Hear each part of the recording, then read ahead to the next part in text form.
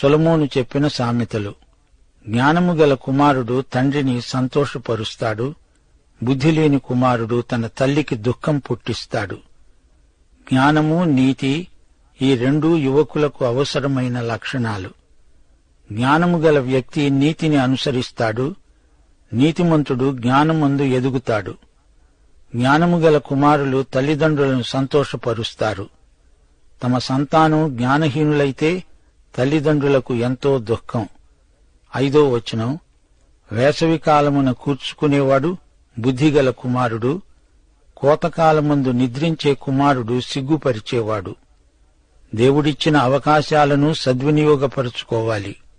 8వ వచనం, జ్ఞానచిత్తుడు ఉపదేశాన్ని అంగీకరిస్తాడు, పనికిమాలిన వదరుబోతు నశిస్తాడు. అనగా మంచి కుమారుడు విధేయుడు. 14వ వచనం, జ్ఞానులు జ్ఞానము సమకూర్చుకుంటారు, మూఢుల నోరు అప్పుడే నాశనం చేస్తుంది. 13, 21 వచనాలు, వివేకుని పెదవులయందు జ్ఞానము కనపడుతుంది, బుద్ధిహీనుని వీపునకు బెత్తమే తగినది. నీతిమంతుని పెదవులు అనేకులకు ఉపదేశిస్తాయి, బుద్ధి లేకపోవడం చేత మూఢులు చనిపోతారు.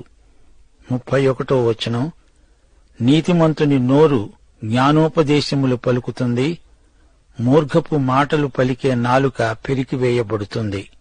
అంతేకాదు, బుద్ధిమంతుడైన కుమారుడు ఎప్పుడు మాట్లాడాలో ఎప్పుడు మౌనంగా ఉండాలో ఎరిగినవాడు. 19వ వచనం, విస్తారమైన మాటలలో దోషముండక మానదు, తన పెదవులను మూసుకునేవాడు బుద్ధిమంతుడు. పాపముతో చెర్లాటలాడకూడదు. 23వ వచనం, చెడు పనులు చేయటం బుద్ధిహీనునికి ఆటగా ఉన్నది, వివేకికి జ్ఞాన పరిశ్రమ చేయటం అలాంటిదే. బుద్ధిమంతుడు సర్వకాల సర్వావస్థల్లో దేవునికి విధేయుడు.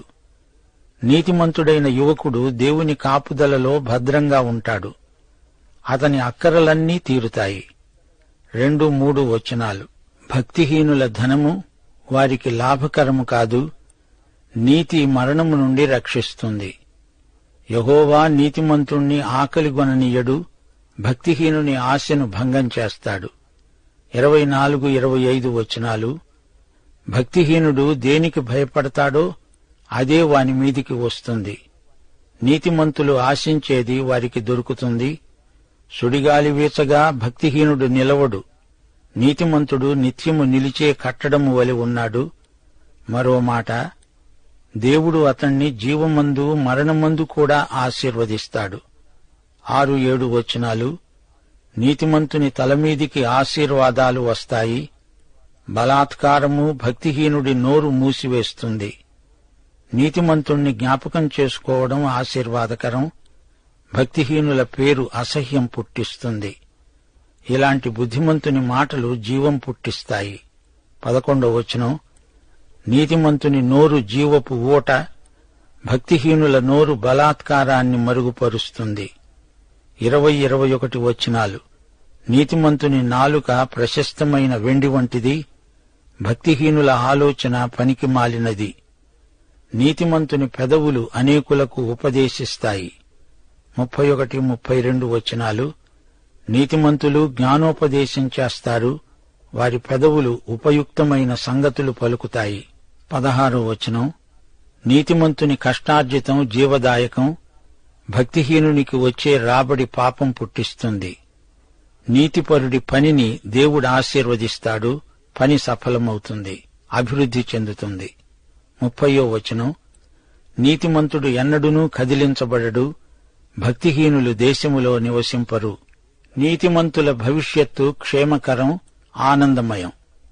28వ వచనం, నీతిమంతుల ఆశ సంతోషం పుట్టిస్తుంది, భక్తిహీనుల ఆశ భంగమైపోతుంది.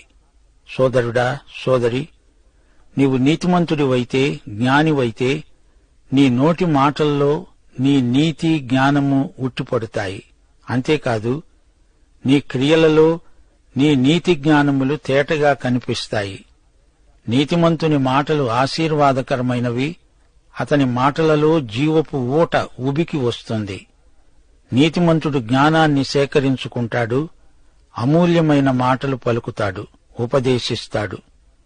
జ్ఞానోపదేశం అతని నోటి నుండి వెలువడుతుంది. సోదరీ సోదరులారా, నాలుక విషయమై దేవుడు ఎన్నో విధాలుగా మనకు హెచ్చరికలు చేస్తున్నాడు.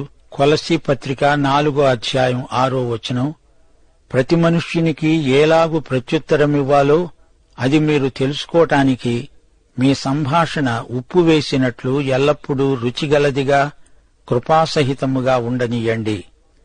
యాకోబు పత్రికలో నాలుకను గురించి ప్రస్తావిస్తూ భక్తుడు అన్నాడు, నాలుక అగ్నిలాంటిది, నాలుకను సాధు చేయడం కష్టం. దేవుడే మన నోటికి కళ్ళెం పెట్టాలి, లేకపోతే ఈ నాలుక మూలంగా సర్వశరీరం మలినమైపోతుంది. ప్రియ సోదరీ సోదరులారా, సామెతల గ్రంథం 10వ అధ్యాయం నుండి 19వ అధ్యాయం వరకు సొలొమోను స్వయంగా రచించిన సామెతలు. ఈ అధ్యాయంలో కుమారులు 2 విధాలుగా ఉన్నారు. ఒకడు బుద్ధిమంతుడు, మరొకడు బుద్ధిహీనుడు.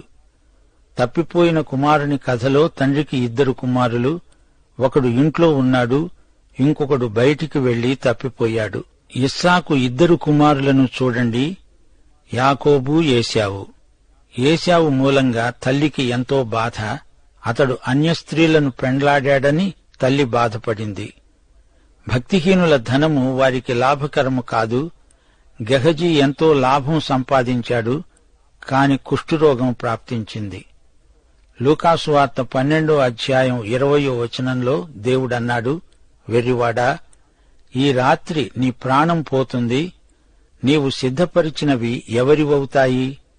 దేవుని ఎడల ధనవంతుడు కాక తన కోసమే సమకూర్చుకునేవాడు అలాగే ఉంటాడు. భక్తిహీనుల ధనం ఎందుకు కొరగాదు? నీతి మరణం నుండి రక్షిస్తుంది. నోవహును అలాగే రక్షించింది, అతడు నీతిమంతుడు. దానియేలును సింహాల నోటి నుండి రక్షించింది. షద్రకు, మేషకు, అబేద్నెగో అనే 3 హీబ్రూ పిల్లలను అగ్నిగుండం నుండి రక్షించింది. అలాగే నీతి కొరకై హింసింపబడే వారిని దేవుడు కాపాడతాడు. పరలోక రాజ్యం వారిదే అంటున్నాడు. దేవుడు నీతిమంతుణ్ణి ఆకలిగొననీయడు. ఏలీయాకు కాకుల ద్వారా ఆహారం పంపించాడు. 2 సమూయేలు 17వ అధ్యాయంలో దావీదు అతని అనుచరులు అలసిన వారై ఆకలిగొని దప్పిగొని ఉండగా అప్పుడు వారికి కావలసిన భోజనం అనుకోకుండా ప్రజలు వారికి తెచ్చిపెట్టారు. మీకు జ్ఞాపకం ఉందా? యోసేపు రాబోయే కరువు సంవత్సరాల కోసం సమృద్ధిగల సంవత్సరాలలోనే ధాన్యం గిడ్డంగులలో నిలువ చేశాడు. బుద్ధిమంతుడు ముందు చూపుతో పనిచేస్తాడు. కష్టించి పనిచేసే కుమారుడే బుద్ధిమంతుడు. నీతిమంతుని తలమీదికి ఆశీర్వాదాలు వస్తాయి, అనగా ఇది దేవుని అభిషేకం. ఆయన అభిషేకం నీతిమంతులపైన ఉంటుంది. నీతిమంతుని జ్ఞాపకం ఆశీర్వాదకరం. మరియా యేసుప్రభువును అత్తరుతో అభిషేకించినప్పుడు ప్రభువు మార్కు సువార్త 14వ అధ్యాయం 9వ వచనంలో ఏమన్నాడు? సర్వలోకములో ఎక్కడ ఈ సువార్త ప్రకటించబడుతుందో అక్కడ ఈమె చేసినది జ్ఞాపకార్థముగా ప్రశంసించబడుతుంది. సామెతలు 10వ అధ్యాయం 7వ వచనంలో భక్తిహీనుల పేరు అసహ్యము అని చెప్పబడింది. అంటే కుళ్ళు, కంపు అని అర్థం. చరిత్రలో బిలాము పేరు ఎలాంటిది? అలాగే అహాజు రాజు ఎలాంటివాడు? అతల్యా ఎటువంటి రాణి? హెరోదు పేరులో ఎంతో దుర్వాసన ఉంది. భక్తిహీనుల పేరు నిజంగా అసహ్యమే. 8వ వచనంలో జ్ఞానచిత్తుడు ఉపదేశాన్ని అంగీకరిస్తాడు అని ఉంది. అబ్రహాము జ్ఞానచిత్తుడు, దేవుడు చెప్పినట్లే చేశాడు. అలాగే దావీదు దేవుని చిత్త ప్రకారమే జరిగించాడు. 12వ వచనం, పగ కలహమును రేపుతుంది, ప్రేమ దోషాలన్నిటినీ కప్పుతుంది. పగ, ద్వేషం ప్రతీకారాన్ని కోరతాయి. కక్ష సాధింపు మనస్తత్వం వలన శత్రుత్వం ఇంకా ఎక్కువవుతుంది. 15వ వచనం, ధనవంతుని ఆస్తి వానికి ఆశ్రయపట్టణం, దరిద్రుని పేదరికం వానికి నాశనకరం. ధనికుడు, పేదవాడు ఇహలోకములో ఎలా ఉంటారో ఈ వచనం చూపుతోంది. కాని పరలోకంలో ఈ స్థితిగతులు తారుమారు కావచ్చు. 17, 18 వచనాలు, ఉపదేశాన్ని అంగీకరించేవాడు జీవమార్గంలో ఉన్నాడు, గద్దింపునకు లోబడనివాడు త్రోవ తప్పుతాడు. 22వ వచనం, యెహోవా ఆశీర్వాదం ఐశ్వర్యమిస్తుంది, నరుల కష్టము చేత ఆ ఆశీర్వాదము ఎక్కువ కాదు. బైబిలులోని 3 వ్యక్తులు అబ్రహాము, ఇస్సాకు, యాకోబులు. దేవుని ఆశీర్వాద బలం చేత వృద్ధి చెందారు. 26వ వచనం, సోమరి తనను పనిలో పెట్టుకునే వారికి పండ్లకు పులుసు వంటివాడు, కండ్లకు పొగ వంటివాడు. పండ్లు పులిసిపోతే ఎంత బాధ, అలాగే పొగ కళ్లలోకి పోతే ఎంత కష్టం. ప్రియ సోదరీ సోదరులారా, తల్లిదండ్రులు తమ పిల్లలను గురించి అతిశయించేటట్లు యువకులు ప్రవర్తించాలి. అదే తల్లిదండ్రులకు పుత్రోత్సాహం. క్రీస్తు నీతి మనలను నీతిమంతులనుగా చేసింది. మనము నశింపక నిత్యజీవము పొందునట్లు దేవుడు మనకు క్రీస్తును అనుగ్రహించాడు. ఈ అధ్యాయంలో 4వ వచనంలో బద్ధకముగా పనిచేసేవాడు దరిద్రుడవుతాడు, శ్రద్ధగలవాడు ఐశ్వర్యవంతుడవుతాడని ఉంది. 8వ వచనంలో పనికిమాలిన వదరుబోతు నశిస్తాడని ఉంది. నెబుకద్నెజరు దానియేలు సలహాలు పాటించి అభివృద్ధి చెందాడు. బెల్షస్సరు అలా కాకుండా మూర్ఖుడై నశించాడు. 10వ వచనం, కనుసైగ చేసేవాడు వ్యధ పుట్టిస్తాడు, పనికిమాలిన వదరుబోతు నశిస్తాడు. కంటికి నోటికి ఉన్న సంబంధం గమనించారా? అతని చూపులకు మాటలకు పొందిక ఉండదు. ఈ వచనం మనకు ఇస్కరియోతు యూదాను జ్ఞాపకం చేస్తున్నది. ప్రియమైన రబ్బూనీ అంటూ యేసును ముద్దు పెట్టుకున్నాడు. వెంటనే ఆయనను సిలువకు అప్పగించాడు. 13వ వచనంలో బుద్ధిహీనుని వీపునకు బెత్తమే తగింది అంటున్నాడు. ఈ మాట అంటున్నప్పుడు సొలొమోను తన కుమారుడైన రెహబామును గురించి ఆలోచిస్తున్నాడు. అతడు పెద్దల సలహా వినక చెడు సహవాసాలు పట్టి పాడైపోయాడు. జ్ఞాని అధిక జ్ఞానాన్ని సమకూర్చుకుంటాడు, అజ్ఞాని రాను రాను మూర్ఖుడైపోతాడు. కయీను, హేబెలు కథ మీరు విన్నారు కదా. అతడు గొర్రెల కాపరి. హేబెలు ఒక గొర్రెను బలి ఇవ్వడానికి తెచ్చాడు. కాని కయీను తిరుగుబాటుదారుడు, పొలం పంటలో కొంత తెచ్చాడు. కయీను శరీరానుసారి, హేబెలు ఆత్మ సంబంధి. రోమాపత్రిక 8వ అధ్యాయం 6వ వచనం, ఆత్మానుసారమైన మనస్సు జీవము సమాధానము, శరీరానుసారమైన మనస్సు మరణము. శరీరానుసారులు శరీర విషయముల మీద మనస్సుంచుతారు, ఆత్మానుసారులు ఆత్మ విషయముల మీద మనస్సుంచుతారు. దేవుడు శరీరానుసారులతో సహవాసము చేయడానికి ఇష్టపడడు. సామెతలు 10వ అధ్యాయం 16వ వచనం ఇదే సత్యాన్ని వెల్లడి చేస్తుంది. నీతిమంతుని కష్టార్జితము జీవదాయకము, భక్తిహీనునికి కలిగే రాబడి పాపాన్ని పుట్టిస్తుంది. 17వ వచనం, అబ్షాలోముకు ఈ వచనం వర్తిస్తుంది. ఉపదేశమును అంగీకరించేవాడు జీవమార్గంలో ఉన్నాడు, గద్దింపునకు లోబడనివాడు త్రోవ తప్పుతాడు. అలా దారి తప్పినవాడే అబ్షాలోము. అబ్షాలోము గద్దింపునకు లోబడలేదు. తన తండ్రికి వ్యతిరేకంగా తిరుగుబాటు చేసి రాజ్యాన్ని అపహరించడానికి కుట్ర పన్నాడు. ఇక 18వ వచనం చూడండి. కొందరు మనకు స్నేహితులై ఉన్నట్లుగానే నటిస్తారు గాని వారి అంతరంగంలో పగ ఉంటుంది. కొండెములు ప్రచురం చేసేవాడు బుద్ధిహీనుడు. లేవియకాండం 19వ అధ్యాయం 16వ వచనం, నీ ప్రజలలో కొండెములాడుతూ ఇంటింటికి తిరగకూడదు, నీ సహోదరునికి ప్రాణహాని చేయడానికి చూడకూడదు, నేను యెహోవాను. నీ హృదయంలో నీ సహోదరుని మీద పగపట్టకూడదు, నీ పొరుగువాని పాపము నీ మీదికి రాకుండునట్లు నీవు తప్పక వాణ్ణి గద్దించాలి. ముఖస్తుతి చేయకూడదు, మనుష్యులను ఊరికే పొగడకూడదు, కొండెములు అపనిందలు ప్రచారం చేయకూడదు. యోవాబు ఎలాంటివాడు? అతడు అబ్నేరుకు స్నేహంగా ఉన్నట్లే నటించాడు. పట్టణం వెలుపలికి అతణ్ణి తీసుకువెళ్లి చంపాడు. ప్రియ సోదరీ సోదరులారా, సమూయేలు నీతిమంతుడు. అతని పెదవులు అనేకులకు ఉపదేశించాయి. కాని సౌలు బుద్ధి లేకపోవడం చేత మూఢుడై నశించాడు. కొందరు ఐశ్వర్యంతో తులతూగుతుంటారు, అయితే జీవితంలో చిట్టచివరి స్థితిలో అంతా శూన్యమనిపిస్తుంది. దేవుని ఆశీర్వాదం ఐశ్వర్యమిస్తుంది.